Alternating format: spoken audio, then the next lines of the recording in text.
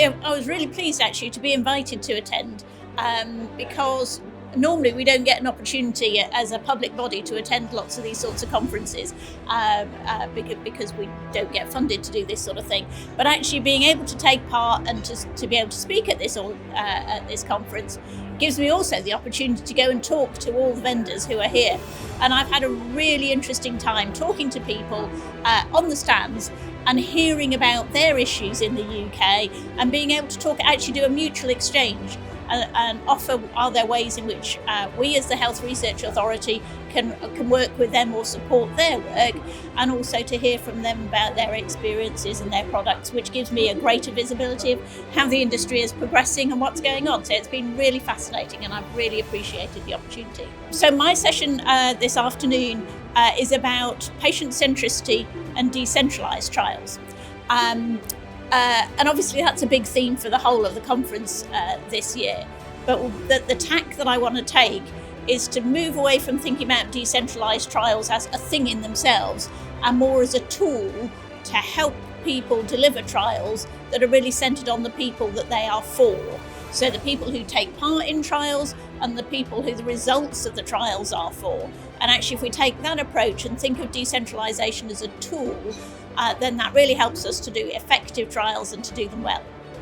So it's really interesting to be at this conference and to hear the things that people are talking about. I'm really struck by how many people are talking about patient centricity.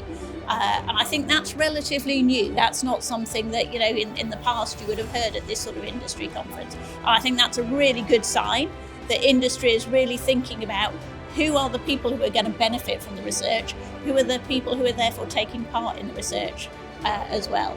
I'm really struck by people talking about diversity and how important that is as well, to make sure that the results of research are actually meaningful to the populations. And also struck by the willingness of people to be thinking about how we need to work better and continue to improve how we do research, not just to stick how we do them, how we've always done it, or to want to go back to some golden era that is always, of course, imagined and never really was as golden as people thought it was. Really interesting morning. We've had a really good series of speakers really showcasing some of the really positive stuff that is going on. We've had an international perspective, hearing about people working in some of the other countries, and that always gives us an opportunity in the UK to learn and reflect. And some really nice examples of that. So we've had somebody talking about clinical research sites for early phase patient studies in another country.